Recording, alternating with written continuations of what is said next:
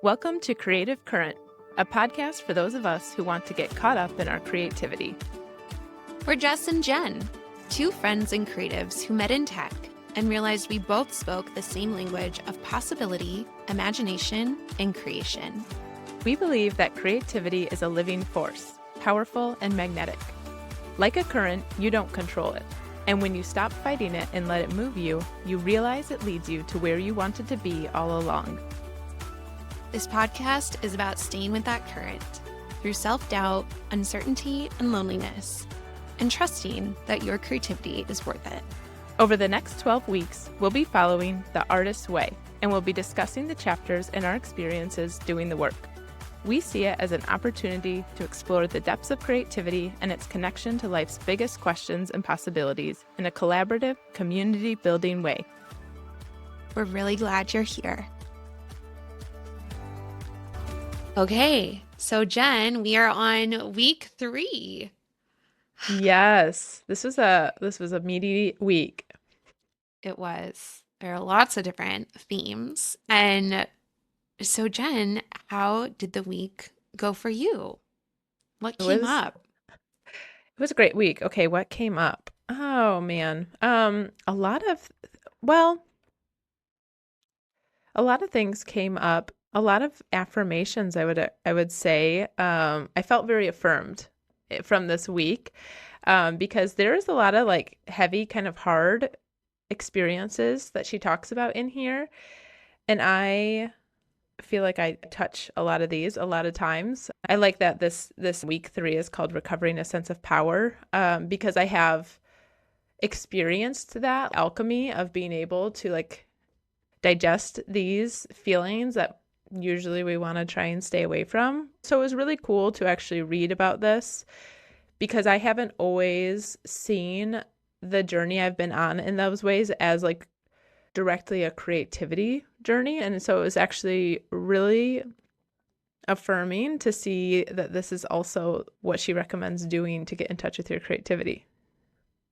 Ooh. I love that. And Jen, for our listeners, do you want to share some of the feelings she was talking about in this week? Yeah, I'm like, oh, maybe I should just go read the subtitles. Okay, anger. Anger is the first one. She starts with anger. She frames week 3 as this week may find you dealing with unaccustomed bursts of energy and sharp peaks of anger, joy, and grief. So anger, synchronicity. What's the next one? Shame, and dealing with criticism, growth, and I think that's it. Yeah. The anger, shame, criticism. Those are heavy. I was like, oh, I don't know if I want to step into these this week. Okay, yeah. Tell me about your experience. Oh, man. Yeah. I mean, I actually had such a repulsion to seeing, or like a rejection to seeing anger as the first entry point. We can probably talk about that a little bit. I am just so uncomfortable with the emotion of anger. I don't like to feel it. Yeah. The criticism didn't affect me as much. And then the shame one gave me a lot to think about. But I think the other themes that came up for me, like, I mean, she talks about working through some of these heavier emotions by getting back in touch with your inner child. And so many of the exercises were around inner child. And I really want to delve into that and have some questions for you, Jen, about inner child stuff. I don't know if I even like really digested how much of it was inner child work. I mean, I know I did it and I like wrote in here, but I didn't process it that way for some reason.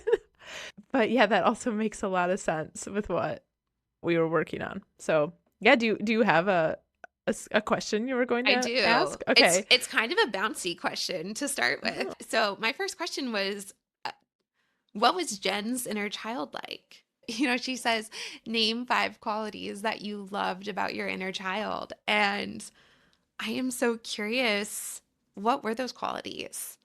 Okay. So not my inner child, but my actual child self, right? Is there a difference? Well, she's my inner child now, but at the time she was my real self, right? Yeah. Oh, hmm. Yeah. I did write down some things. I have had a really beautiful opportunity to reconnect with my inner child by having my own kids. And I imagine that a lot of parents have that experience. But I see so much of myself, and especially the things that I was shamed for or told that I was bad for, which was a lot of things. And so my like perception growing up was I'm bad, like I do a lot of bad things. But then I see my own kids and I see all those same things kind of come out in myself when I'm parenting them. And I realize like my kids are not bad at all. Like these bad behaviors are not bad, especially anger. Anger, um, that's something that I remember a lot as a kid, getting like angry. And I mean, it's continued, I like into my early adulthood and stuff, like people would lovingly say that I have a strong sense of justice or something. Do you know what I mean? Like I like sit right next door to my anger for a lot of things. And but I also express it. And what I've like come to learn is that especially from like a somatic viewpoint and a mindfulness viewpoint is that anger and clarity are like best friends. Anger is kind of what comes out when you're not regulated, like an anger response, a fight Mm-hmm. response. But when Mm-hmm. you're regulated, that is a power that you have access to channel for clarity and conviction. And I'm like, that also feels true about my childhood, but I see it in my kids when they are angry about something. It's like actually I find it a very beautiful experience because like I'm like, yes, you're alive. You are alive. Like sometimes they yell at me when I'm making them mad, and like when they are angry, it's like it like makes me take a step back, and then usually I realize that what I was doing was I was trying to control them or shame them into do something. Do you know what I mean? Oh, And it's like silly things, like around what show we can watch on TV or if we're going to get dressed or not for the day. It's like small things, but when they're whining or complaining, I don't like that, just like, oh, that makes me frustrated, whatever. Like, I do not think that's cool or whatever. But when they are actually angry and express that, and I see it in their eyes and they like yell or they show it with their bodies, I actually think it's really amazing because I'm like, they are standing up for themselves. They are telling me that this is not working. And I actually love it, especially in hindsight. Like these, I'm like telling my husband, I'm like, you should have seen the way that my 2-year-old just like stomped and hit his fist into the hand when he got wronged. Because I was like, yes, he was wronged, and so then I feel like that about myself too. Is I'm like, oh yeah, I was kind of told that I was a problem a lot, but I think that there is also a truth that I was seeing a lot of problems, and I cared about them enough to try and fight for them, and that feels like me as a child. ah, oh my gosh. There is so much here that I want to dive into. I Wow, feel wow, like wow, I wow. just talked a lot, but yeah. No, but it's so fascinating. And you're giving me so many new stones to turn over here. So, Jen, what's your relationship with anger these days? Like you see it in your kids, this form of self-love that they have for themselves, a self-advocacy. Are you able to get there on your own when you're experiencing anger? Mm.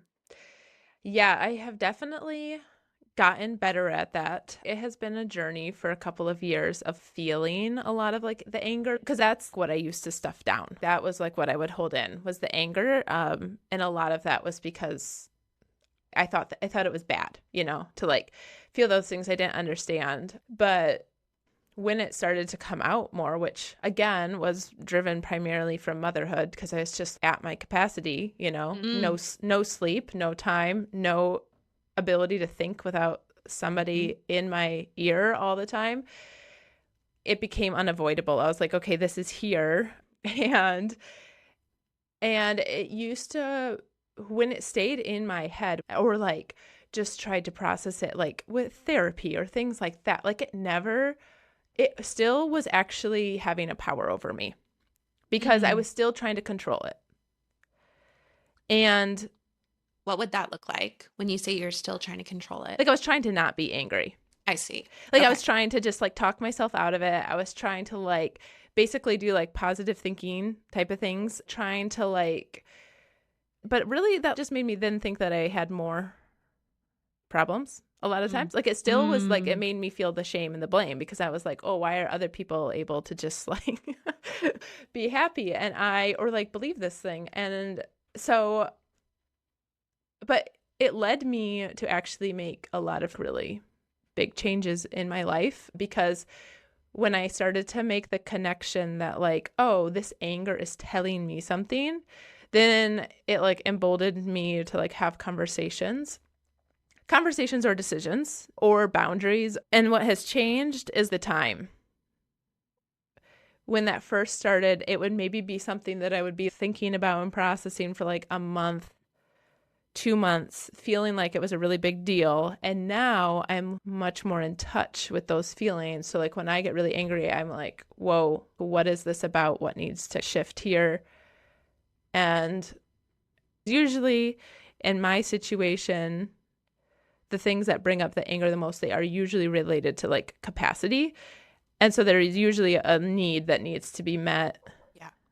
That's one of the biggest things. And I'm working on, like, sometimes I still totally go into like a shame spiral, especially if like my anger comes out at my kids. Like if I'm not fair with them or if I like, you know, am like just short with them because I'm not solving something. So I still feel it's not like it totally has disappeared, but um, the ability to reset feels much quicker. Mm. Oh, Jen, so beautiful. Thank you for sharing all of that. I think so many people are going to relate to this. And I just feel like everything that you articulated is such a beautiful example of what she writes in the book, which is, what we do with our anger is stuff it, deny it, bury it, block it, hide it, lie about it, medicate it, muffle it, ignore it. We do everything but listen to it. And I'm just hearing from you that you have been able to practice listening with your anger and extracting the clarity that comes through it. Yeah. Mm, Can I? So, and you mentioned the anger kind of being something that I don't remember what word you yeah, used, but we're kind of like, uncomfortable. oh, uncomfortable here. Um, so yeah, is there anything you would like to kind of share about what comes up for you when you imagine yourself being angry? Yeah. Oh, let's see. This is oh my gosh. I did not think I'd be talking about this on the artist way, but here we are. Um, I don't like being angry in front of people. It's an emotion that I want to experience by myself. I want to work it out fully. I don't want anyone to see me in a state of anger. And I am particularly terrified. Okay, that's a strong word.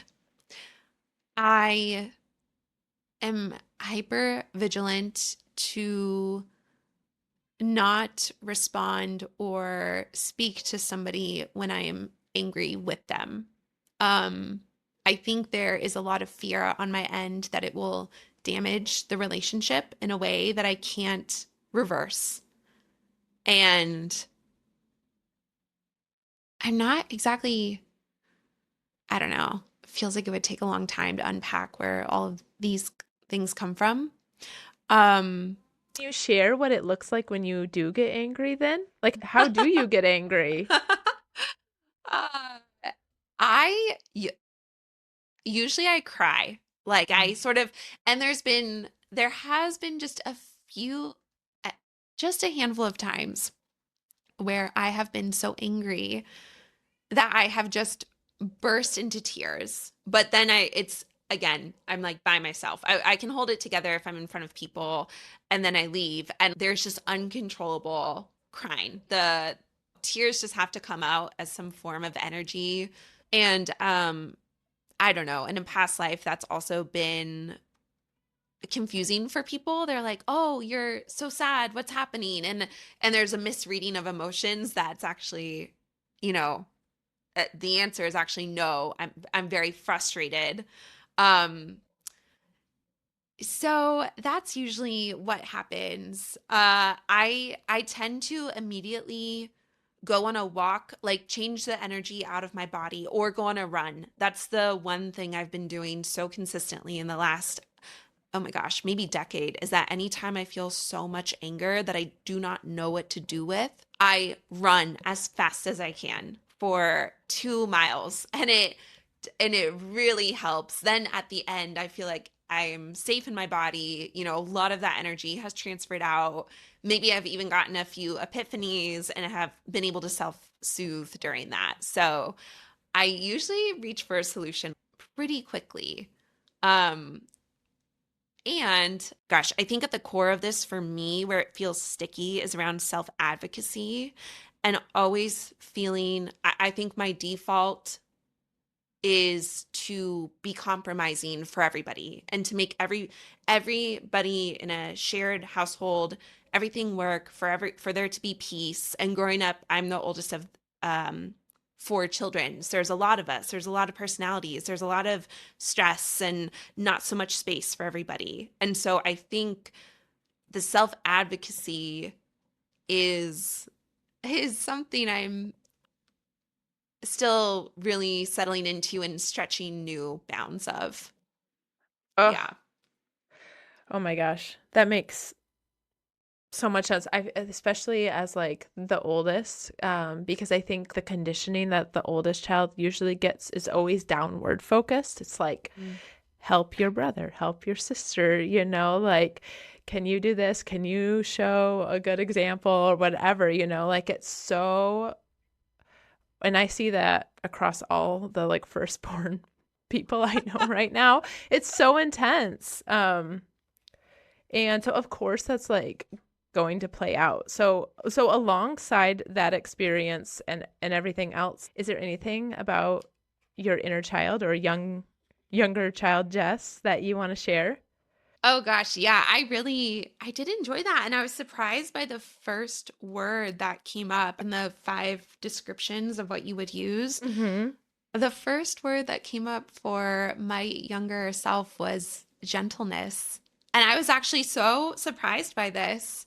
Um, Not that it's because it's untrue, it just feels like a word that I would have a very hard time embracing today. So there's a little bit of a gap on accepting that. And that feels so reasonable for my younger child as something to have and something that I loved about her. And it also feels like a very difficult word for me to embrace today. And Wait, why? well, I was just thinking like I would I would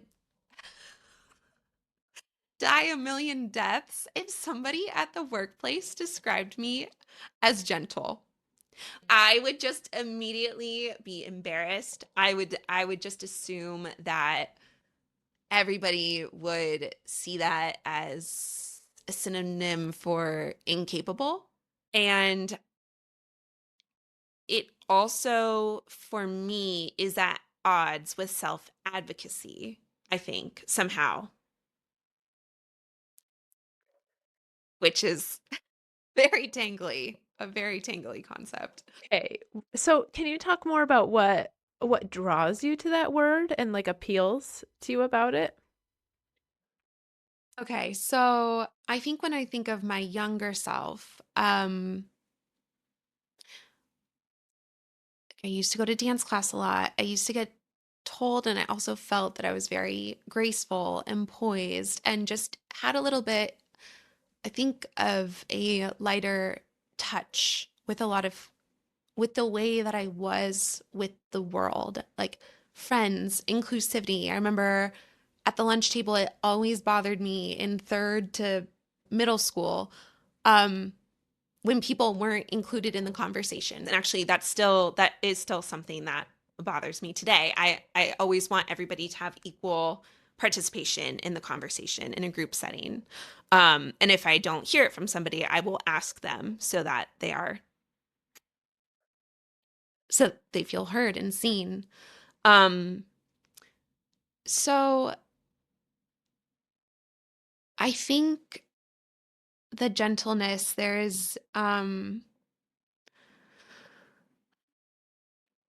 it feels like it actually allows for more play and imagination, which were also two words that I used to describe my younger self. I would just go into a room and play with imaginary stories and scenes for what felt like hours. I did not need a playmate. I just played by myself and created big worlds all the time. Yeah, I get, oh my gosh, I have not talked about this in so long. So, yeah. Um, Maybe the gentleness allowed for more of that to happen more easily. Mm. But Wow. Oh, go ahead. I just was gonna say it feels like it is an unsafe word for the world of capitalism and the world for making money. I mean, I almost want to ask you, I'm like, right, Jen? Wouldn't you agree? You know? Oh, and I would say, well, who the heck wants to align with capitalism? Like, we're in 2026 now. Like, let's build something better. Yeah, I'm here for it. I'm here for Okay. it. No, but I want to say, no, okay. I actually really want to respond to this because the workplace fear is so interesting because, of course, that's going to be the setting where a fear like that comes up because the workplace is the closest, most traditional tie to security and stability, you Mm, know? So it's like this environment and relationship where you're going to probably feel your biggest threats if you're truly who you are, you know? mm. And I have to say that I met you. I mean, we met in a work context, you know, Oh like yeah. we met, We did. we met at work, and I think gentleness is a word I would use for you. And here's why I think it's valuable. Okay. Because, so for context for listeners, so Jess and I met because we worked at the same company, and I think Jess, you worked in the office at some point, but I was only ever a remote employee, and so like my experience working with the team was always just on Zoom. Okay. And we worked in different functions, sometimes collaborated, and Jess and I never really worked together one on one or hand in hand that much. But you always had such a strong presence in like group meetings and Zooms. And it's interesting because your presence was like, it was not. So it's like what drew me to you was the fact that it was like, I felt this openness, like the exact same thing that you're describing right now. It was like what I would call like power, confidence, because it's insecurity that makes people feel like they have to exert themselves or like be assertive. And if you are able to listen, and that's what I feel like I remember you doing, you would listen really well in meetings. And when you spoke, you had clarity compared to other people that would be in these same meetings that were like trying to lead it, trying to like more control it, trying to assert it. And I'm not saying anything bad about them, but what I'm trying to say is that like that plays really well into what you're saying of like wanting other voices to be included and kind of like making space for that. And I would say I saw that a trust that like you could lead by like kind of making space for that. And also, the actual work that you were doing of bringing in so many voices and editing them and creating the consistent story through these. I mean, it's like it was in your work and it was in how you were. And it's not the only word that I would describe. I'm not like Jess Sure. is only gentleness, but you're one of the few people that I was like, when we in our paths all went different ways, that I was like, I always felt like I knew more about you than I ever like did. was like, okay, we need to be friends now. For real. Oh my gosh. Wow. Oh man. Okay. Uh,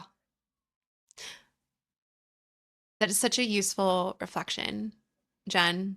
Thank you. And it's a very different spin on this and seeing all the strengths, I guess, and like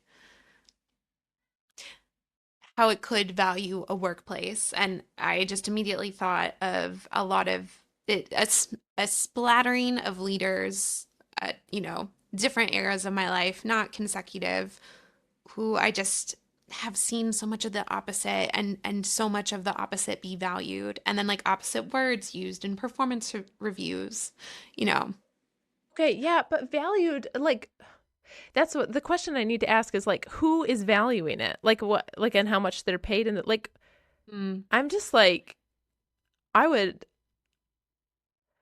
if I sometimes when people say things about this, about their jobs and their careers, and I'm just like, who? Like, who is actually who is placing this value? And is it something that you actually value? Is it qualities that you want to be? Do you want to be like that person? Do Oh. people actually like that person? Probably not. Just kidding. Sorry. That was like a big broad stroke, but I'm just like what value is it? And is it value that you actually want to be creating for yourself, or do you want to create a different type of value? Mm. Hmm. Okay. I need to sit and deep dive on this entire last 20 minutes. Wow. Yeah, I think I have some unexamined narratives here. Oh, gosh, Jen, I really appreciate those questions. Okay. I'm hoping we can maybe touch on one or two more things before. Jen, Yes. how are you feeling? Do we want to give this like 10 more Yeah, minutes? I feel like there's an oversight that we need to address from this Yeah. chapter, and you Yeah. might have one too. So I have Okay. a question for you. Okay. You want to do that? 10 minutes? Yeah. I'll see Yeah. that. Okay. Yeah. Okay. So, okay. One of the beautiful things about this chapter was alongside all these hard things, she also is talking about serendipity or synchronicities. Mm.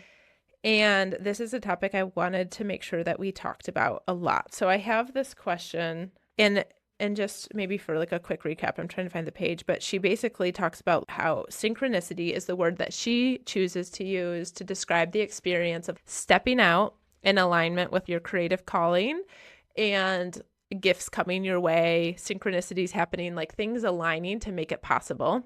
Um, and she gives space to say that there's so many other ways that the world tries to explain this, whether it's like asking God and prayers being answered, or the saying like jump in the net will appear, all those things. It's like well documented across cultures that this phenomenon happens. She calls it synchronicity. So Jess, what comes up for you when you consider that there is a guarantee of serendipity or synchronicity if you act on your truest dreams? I 100% believe this. There is no question. There is no question. Um, I'm glad you're asking this, and I'll keep this summarized. Um, I lived in New York City for 4 years, and I also quit my job before I moved to New York City. And a lot of people don't know that I did not have any job lined up before I moved to New York City. So I stayed in an Airbnb for 6 weeks with two friends. I brought one big suitcase and one small suitcase, and I had three interviews at three different companies. And it was just kind of like, if one of them pans out, I will stay and I need to figure out the apartment. And if they don't, I'll just fly home and move back in with my parents. And I don't know that I was ever really worried. I just saw it as like the biggest adventure of my life. And on week 5, I got the offer to the job that I wanted out of the three. And ever since the whole experience of deciding I was going to quit my job, crying in my apartment in San Francisco, having to tell my roommate, I'm so sorry, I'm actually moving out, like feeling awful about that, moving home, then having people show up at my door and being like, hey, we're going to New York City, friends of mine, come with us. Things just kept falling into place over and over and over again. And I feel like I was on this. I mean, I remember walking down the street and people, these two guys high fived me out of, and I just feel like there was just this frequency exchange. And so I fully believe in synchronicities. I think they are all around us, and I'm always trying to track them. What is your answer to this, My Jen? gosh. Okay, wait. I also totally believe in them. But then I'm like, okay, so then what how do you relate to like articulating your dreams? Can you can you ask that question in a different So like way? if you have full confidence that what you set out to do will be met, then what's your relationship with like what you set out to do? Oh, nobody's asked me this. I think so much excitement. And I would say there's probably some expectation there that is interesting. I think expectation has to do with outcomes, and I would like to release outcomes. Um, so I think excitement, and then the antidote for um, letting everything play out as it is, and is just acceptance and trust with the greater universe. Like knowing that the universe is co creating with me. And if something does not get delivered on time, there's a reason for that that my ego might not be able to see right away. So, shoot, what did I just say? How do I summarize that? You don't need to Um, summarize. We can just okay. pivot. Thank Okay. you. Okay. That was beautiful. Thank you, I love Jess. that. Well, Jen, I don't know. Before we move on, do you have anything else you want to share about synchronicities? Do you feel like these I come want up for you often? Oh yes, I do. Yeah. I do think they come up a lot. I don't think I need to answer this one because Okay. I don't even know where I would start. It would just be Okay. too Okay. much. So if you have a last question you want to ask. Okay. Okay. Yeah. Last question. Okay, Jen, I'm gonna preface this by saying in our Marco Polos, y'all, we have like a whole nother side podcast going on Marco Polo, basically. Um, Jen, you have extended me the most compassion in a lot of arenas and just complete self-acceptance. And when she talks about shame and she talks about facing critics and protecting and nurturing your inner child artist, I guess my question is, do you have strategies that you use to diffuse narratives of shame? And I'm curious, like, if you also apply this to your children and are able to apply it to yourself then as well. Like, is that another element to this? This is a hard question to answer. Okay. Okay. Let's just start talking. I don't okay, strategy I feel like strategies when it comes to like emotional things and behavior things is like a tricky word for me because whenever I've tried to like be better by using a strategy, it just feels like pressure and then feels like I fail and makes me feel more shame. So I don't really like I don't know. So yeah, any types of strategies, and I've especially like noticed this with parenting. Like if I try to use a strategy to parent or to navigate a tricky situation with my kids, it's almost and like there are huge businesses like mass followings of people that follow parenting experts for their strategies, for their scripts. And I'm just like, no, these just, for me, don't work. Maybe they help other people, but they make everything worse for me. Because for me, I'm able to move through things when I like connect to it and I see it and I like am real about it.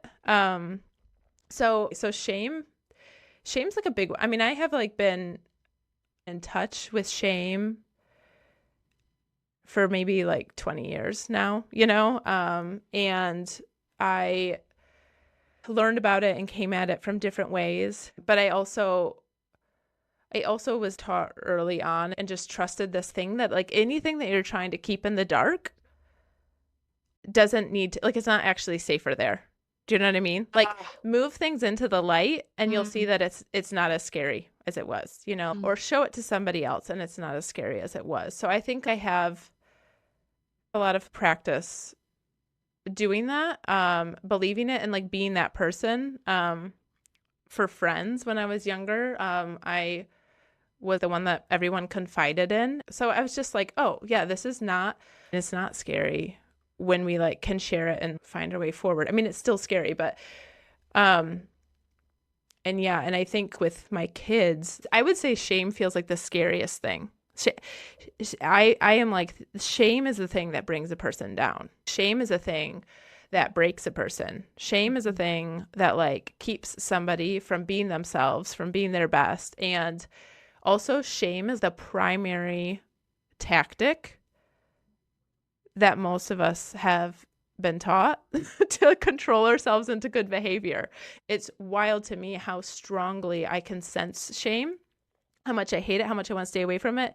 And then I also, so like a shame thing would be like that I would never say what I'm about to say. But it's that like I then go and I shame my kids a lot on accident for small things and some big things. And if I really believed that if I let shame control that, I would pretend it didn't happen. I would say, oh, I never do that type of thing. I take a deep breath. But then it would just be this like secret thing, that's like festering and eating away a side of me. So yeah, I think it's like, since we aren't all out there like fighting anymore, I think shame is this primary like tactic that people just use to try and control their situation. I don't know. And mm, I feel like I see the fruits of growth better when like I see change happen in my family and in myself when I am graceful with myself that like that happened, that existed, and like we'll move forward and do something better next time, you know. mm. Oh, Jen, I you can't. said so many powerful things. Wow. Wow. Ooh, just going back to that shame is not safer in the dark, but that is the misconception everybody has. Mm. Those are beautiful.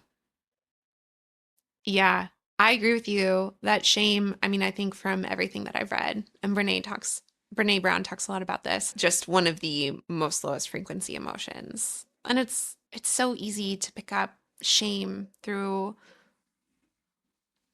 I don't know, what's like deemed acceptable and not acceptable. And yeah, it's funny because as you were talking about that, I'm like, oh, when we just peel back the layers, um I feel like it dissolves. Like it's just making me think about the times I've shared or people have shared with me about something difficult, and it's like, oh, there was never anything to create distance about. Mm. There was only what was uncovered and revealed was just something that made me feel closer to that person or them closer to me as well. um and I think it can be, a form of protection for people, myself included. If I feel ashamed about something, I don't have to talk about it, and it's protecting in that way from other people's responses. Yeah. And Jen, I feel like you have a very good sense on like deconstructing and allowing for anyone to show up as is. I think that's a big ingredient of diffusing shame, among many other things. Yes, yes. Wow. Okay, thanks for Another wonderful conversation with Jess and Jen. Jen, this was great. Okay, meaty chapter done. And next week, week 4 is what is it? Recovering a sense of integrity. Hmm. So we'll be back with that next week. And Jen, I look forward to chatting with you on Marco Polo outside of that. Always. Okay. Bye, Jen. Bye.